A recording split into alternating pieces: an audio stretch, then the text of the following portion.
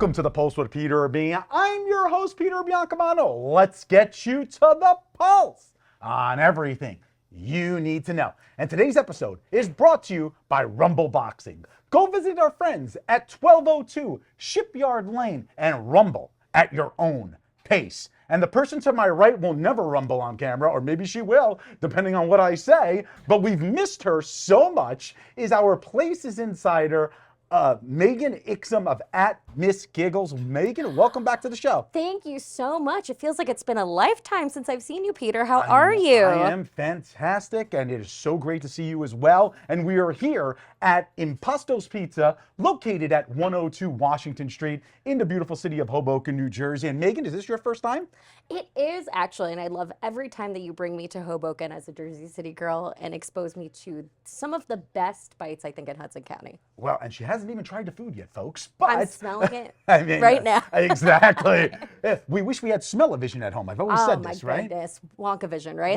Exactly. Let's get on that, people. Well, look, we have 4 awesome dishes to try here. So why don't we start to my left, and then kind of we'll just go down, because of course we have to end with the cannolis for dessert. Correct? Obviously. What do we have here? Oh my goodness. So we have the Sinatra sub, which is chicken cutlet, prosciutto, fresh mutts, arugula, and a balsamic glaze. And look at this bread. Oh. I don't know about you, but for me, when it comes to a sub, the bread makes it or breaks it. Okay. And this bread is looking good. And it's okay, so we're going to have you dig in. Okay. All right.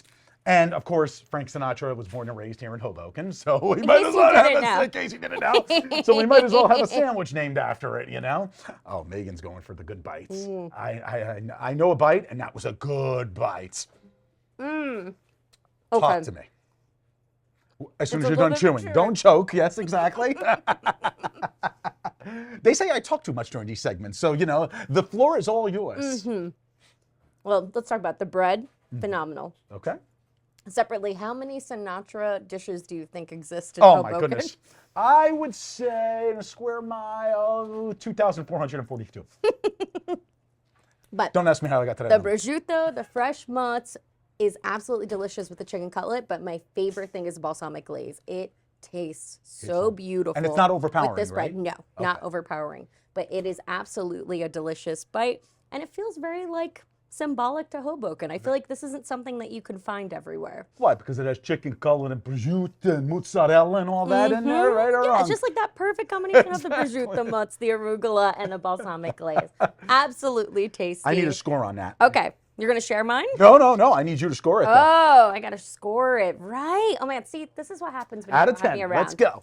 I'm gonna give it a 8.1. 8.1? That is a very, very good score. I love a sub. I don't blame you. So now we're going to go into the wrap family, as we like to say. What do we have for the second dish, Megan? Okay, so this is a Cali chicken Caesar wrap. Well, and what makes it a Cali Caesar wrap? I have no idea. I'm assuming But maybe it's after you romaine try it, lettuce. you'll know. It looks a little fresh, I feel like, what does it make it Cali compared to a classic chicken Caesar wrap? Let's find out. So, of course, chicken cutlet again, Caesar dressing, and I don't know if anyone's aware of this, but chicken Caesar wraps have been having a moment on the internet. Have they? Oh, yes. They are popping off currently. So Leave it to Miss Giggles to let us know this information, right? let's see how this compares. Let's see what the Cali portion of it is. Absolutely love it. And what I love about this, Megan, while you take a bite, is the wrap is toasted. Sometimes you get, I got a little there. There's bacon. Oh, there's the Cali portion. Okay. We figured it out. There you go. Exactly. But a toasted wrap. Sometimes you go to these places and they don't toast a wrap, and then it's kind of, we say in Italian, falling musciato. apart. Yes. Yes, Oh, right? yes. Right? Come on now. Yeah, I mean, it's funny because I'm pro toasted wrap, not pro toasted hot dog bun. Interesting. I know. What about I'm sandwiches? Very weird. Lightly toasted. That's why I like this sandwich, because it's lightly toasted. I don't like it when it's burnt and hard. All right. Yeah, so a roasted wrap, delicious. All for it. Yeah. Score that, please. I actually really like this. I'm going to give it an 8.7 out of 10. Ooh, Yeah, this surprised me. The lettuce is fresh. The Caesar dressing is homemade. The chicken is good. Excellent. And Excellent mind job. you, we are at a pizzeria, which we're going to get to the next dish. Yeah. But their menu is vast and delicious so far. Yeah, everything has been hitting so I far. love it. Getting back to that Rumble boxing. Exactly. Oh, there you go. Another plug towards it. So why don't we move on to our third dish, which Okay. I like to call the Big Mama Jamma, which of course is this awesome pizza. Oh my goodness. I mean, I love a Sicilian. What about you? I love it. Yeah? But I'm more of a center slice guy. Do you like the I feel corners? similarly. Okay. Oh my Okay. goodness, I love a center But this is all slice. fancy colors. What is this? Oh my goodness, so this is the tricolor Sicilian. What? So we have, Peter, we have the pesto, we have marinara, and of course, vodka sauce. Oh, and it looks like it's placed beautifully. Yes. But I guess once you try it, you'll know how the mix of flavors tastes. And guess what? I'm taking a slice too. Oh. Because I am starving and I get yelled at all the time for not Okay. eating before No, these You're shows. supposed to be, I mean, obviously, now. enjoy ladies first. yourself. Ladies okay. first. All right, should we both go for the center then? Oh, heck yeah. Oh, I this almost is made me curse. messy, by the way, people, Oh, but really? in the best way. Oh, Look at my goodness. that pull. Oh, Oh, that was a fancy my pull. gosh. Oh, look at this. Should we cheers on camera? Cheers. Salud. Nice Absolutely. to see you Nice again. to see you. Oh, my. I'm digging into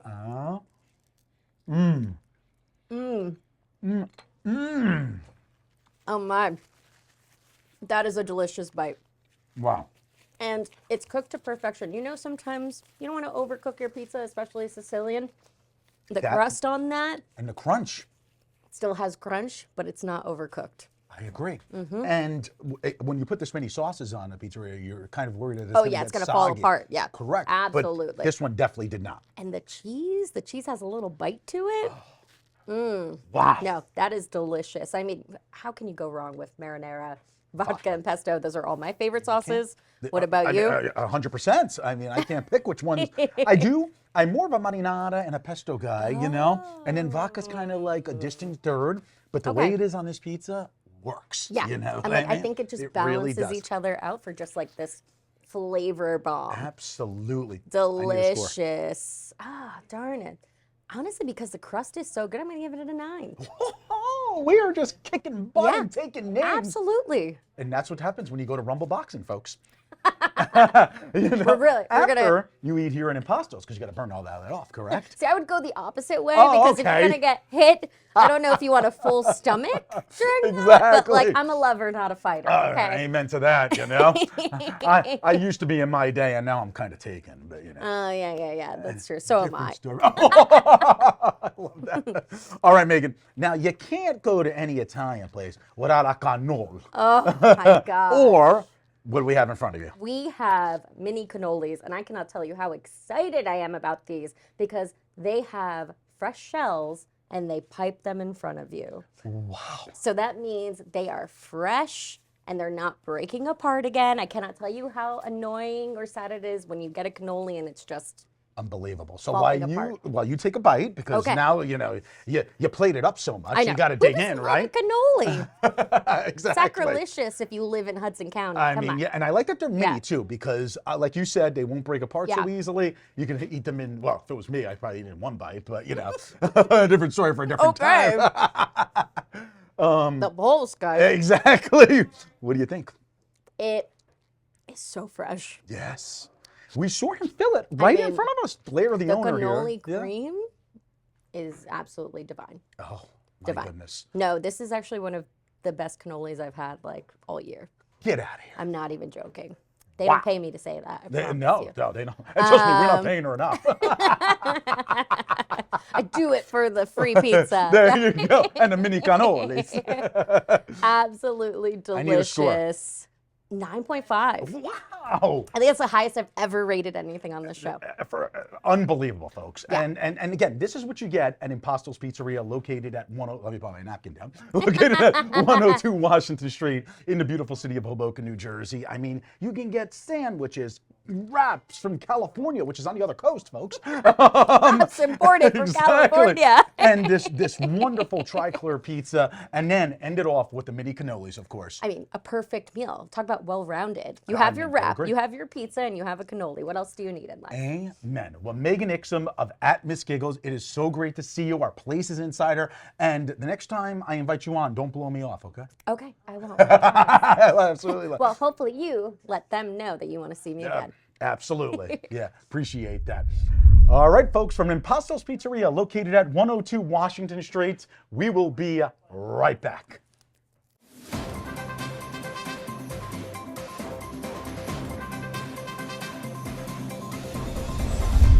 Peter Biancamano here, your hostess with the mostest of the Pulse with Peter B.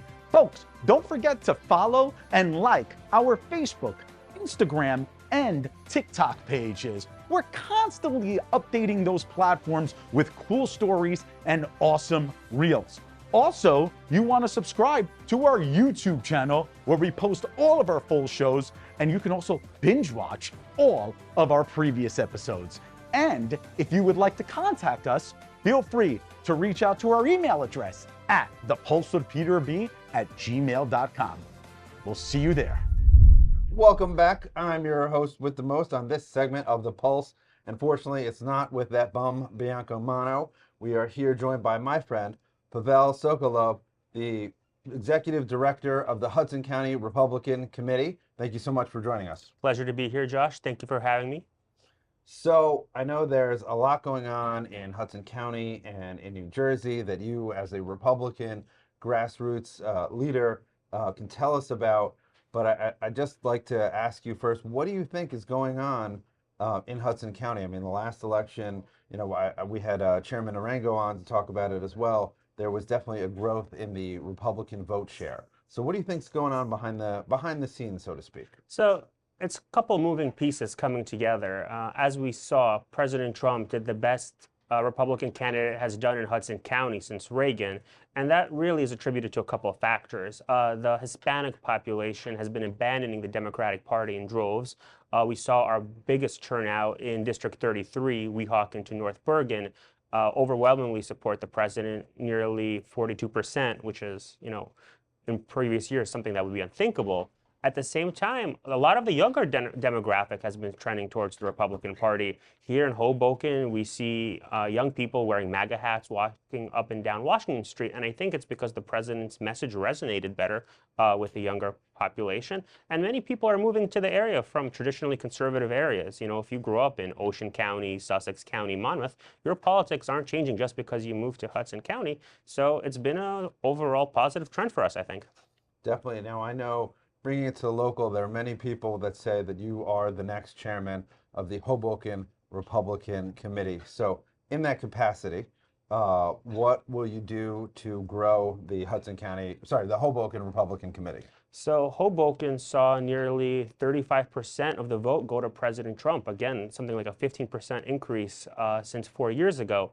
And I think to kind of capitalize on that, we need the nonpartisan mayoral candidates to recognize that now a third of the vote is Republican. We need to do better outreach towards new people moving in. Like I mentioned, a lot of our base is now coming from younger individuals who moved into Hoboken, who work in the city, who have to pay exorbitant rents, exorbitant taxes, and are carrying their conservative values. And at the same time, a lot of the Hoboken born and raised who've been traditionally Democrats because their parents and grandparents have been Democrats are aghast at the state of the Democratic Party, you know, completely abandoning their rank and file, the blue collar worker. Really, the Democratic Party has left them, and they've embraced Republican values, which is, you know, being family oriented, being hardworking, being industrious, being small business owners, like where we are now. And that really resonated. So I'm just hoping we capitalize on that, expand our marketing and branding, and be a positive beacon in the Hoboken community. Now, we're both friends with Hudson County Republican Chairperson Jose Arango, and we're both friends with State NJGOP Director Kenny Gonzalez. So on the county and the state level, what do you think that the Republican Party needs to do to reach out and grow? So Chairman Arango very clearly recognized that the path forward in New Jersey for winning the state and flipping it red goes through Hudson County. It's about taking what Executive Director Gonzalez and Chairman Arango have done in Hudson County and spreading that message statewide, which is don't be afraid to target people who you believe traditionally aren't Republican voters because you may be surprised. We saw places like Passaic County, here in Hudson, traditionally Democratic strongholds completely collapsed because we took the time and effort to reach out to these groups and treat them as individuals and not demographic metrics and kind of align our policies, which, like I said, lower taxes, keeping the streets safe, and supporting small businesses, supporting quality education, because at the end of the day, that's what most people want, for their kids to have an opportunity to do better than they have. You know, I'm an immigrant, my wife's an immigrant, a lot of the population of Hudson County are immigrants, and they came to these United States under the promise that if they work hard, they do things the legal way, their kids will have an easier time than they did, and their grandkids will have an easier time. And I think that is really the element the Democratic Party is missing, while the Republicans have been able to capitalize on. Well, I mean, I definitely think it's a huge sign, that Scott Pressler is in New Jersey organizing. I mean, some people attribute the win victory. Some people, folks, there are always idiots out there. So sometimes, we're filming in public. Some of them are going to try to put their 2 cents in. But Scott Pressler, I mean, some people attribute the fact that Pennsylvania flipped to him, in particular, the theory that, he registered a ton of the Amish to vote. And I think he's an example, or he's one of many examples of the big tent coalition. I mean, he himself is very loud and proud about being gay, and he had no problem helping to register arch-conservative Amish people to vote. So I think in that aspect, it's a good sign that he's here in New Jersey, because I think that people further up the political food chain think that New Jersey is flippable, that we can win the gubernatorial race. And, historically, we've always been a sort of, when it comes to the governor's office, a purple sort of Correct. place. What are your thoughts? So I think that President Trump's performance in New Jersey really brought us into that purple state fold. Traditionally, the Republicans do even better in gubernatorial cycles than presidentials. Chitterelli was only down, 3.5 points last time around. So we're within striking distance. I mean, as to that, what that individual just alluded to, right? The Democratic Party used to be the Big Tent coalition, and you saw how, the Middle Eastern Islamic population completely abandoned President Biden and Vice President Harris. We see a large population of the Jewish vote leaving the Democrats over their mishandling of the Middle East. And at the end of the day, what people want is safety, stability, and that's what the Republican Party is offering them, especially here in New Jersey, where there's so many, educated upper middle class professionals. They're more concerned about making sure that they can take care of their families and less so about whatever the Democratic pet project of flavor of the month is. Oh yeah, absolutely. And that local lunatic that decided to yell that slogan, I know him from around the way. He was wearing a keffiyeh. He's one of those types that just hates Western civilization, doesn't matter all the positives, just focuses on all the negatives. And whatever culture you're from, whatever your ethnic background is, if you focus only on all the negatives, well, then you're not going to have a happy life whatsoever. And you're also doing yourself a disservice.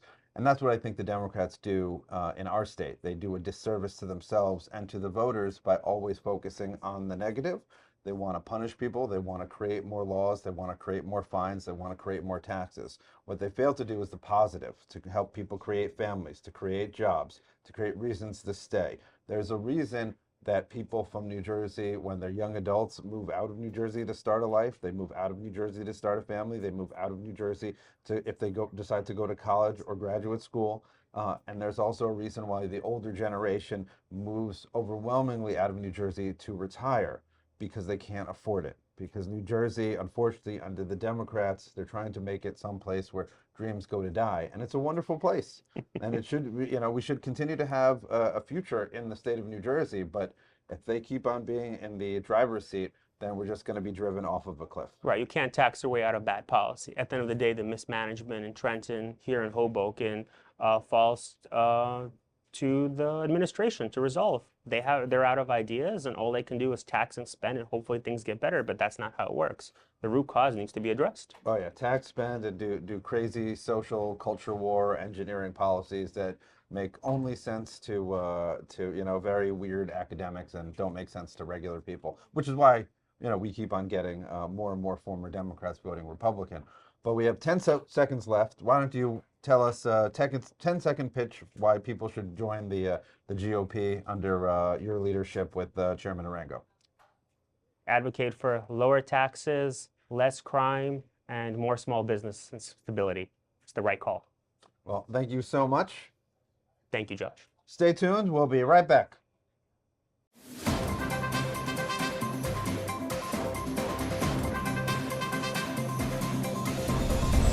Peter Biancamano back with you. Folks, we have a new television home. After being on cable access for so long, we are now strictly on streaming. So download the Surge Sports and Entertainment TV app on your Roku TV or your Amazon Fire TV and catch our new episodes every Sunday at 9 a.m. We will see you there. Welcome back to the Pulse with Peter B. Still here at the wonderful Imposto's Pizzeria, located at 102 Washington Street in the beautiful city of Hoboken, New Jersey. And the person to my right is wonderful and is back by popular demand. And of course, that is the Hoboken mayoral candidate who was here last month. And we have the honor of her joining us again, Dini Ajmani. Dini, welcome back to the show. Thank you for having me again. Absolutely. And today we're going to be talking about money. Everybody loves to talk about money. And I don't think there's a better expert out there on Hoboken's money than the person to my right. Certainly not Josh, but different story for a different time. Dini, obviously people in Hoboken are on fixed incomes, whether it's seniors, people with families. Where does the money come from for the Hoboken budget? No, that's a very important question to ask, because the taxes are not an abstract. They're actually real to people. Like if you're a young family that saved up down payment and bought a condo, you are very comfortable with the monthly payments right now. But let's say in a year, taxes go up 10%, insurance goes up 10%. Now suddenly you cannot make those monthly payments, or even if you can make them, you're cutting on the summer camp for the kids, or you're cutting on eating out and things like that. So it's very important to discuss how city takes the money in and how it spends it.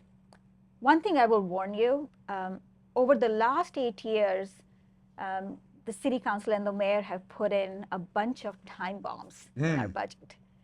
And if they explode, and I think they will over the next 4 to 8 years, we're going to see our taxes go up as high as 70%. Wow. That means around 7.2% every year they're going to go up between now and 2032.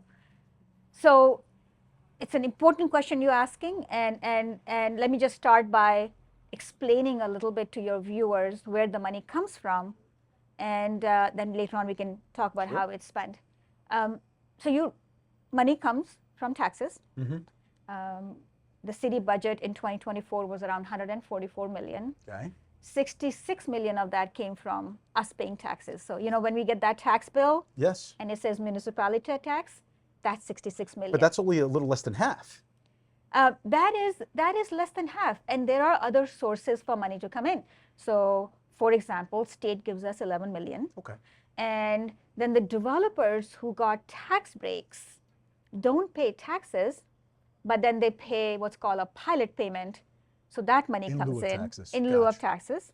And the little things that we do around the city also generate revenue. For example, alcohol, cannabis, parking meters, parking tickets, court fee, all of that adds up to around 144 million. So that's how city takes in money. Very interesting. And for the folks watching at home who might be renters, obviously property taxes affect you as well. We've gone over this plenty of times on the show, where a property owner can obviously increase his rents if his taxes go up. Correct? That is very true. So we know where the money comes from. How is the money spent, Dini? Oh, we spend it. Oh, We I'm definitely sure we spend it. If I could have your team put up the schematic, you Sure. can see in the pie chart that almost half of the money that we spend in our budget goes to public safety. This is police and fire. So this includes the salaries, the retirement, the healthcare, the overtime. All of that adds up to around half of our budget. There is a slice you can see on the pie that's titled debt service. What that basically means is that minimum monthly payment that you have to make on your student loans or your credit card payment. So it's the money the city has borrowed, and it must pay the investors or the lenders a little bit every year. And that itself is adding up to around a third of the budget because we borrow so much. From bonding, correct? From bonding, exactly. And that's kicking the can down the road until it catches up with you. Exactly. So bonding is a nice way to say borrowing, Exactly. but it is exactly that. You borrow and you spend, and your lenders ask for a payment on a regular basis, and that payment on an annual basis is taking over around a third of our budget. So you can see how little is left for everything else we want to see the city do for us. Paved roads, parks, street lights, COVID hits, we want vaccination clinics. All of that comes out of a very, very small part of the budget. And Dini, this comes, when we say bonding or borrowing, as you like to say, because that's exactly what it is, this comes from mismanagement, correct? There wasn't enough money in the budget for capital improvement projects or anything else, so they have to borrow money in order to pay for these projects. And the administration and a lot of the council members who are now running for mayor are at fault because they vote for these things. Well, there are certain projects that are well suited to borrowing. So let's say you're building a park that generations will enjoy. Yeah, borrow and pay for that park over 30 years. But the example that worries me about borrowing is, for example, how our waterfront is boarded up right now. Yes. The iron fences that are covering it.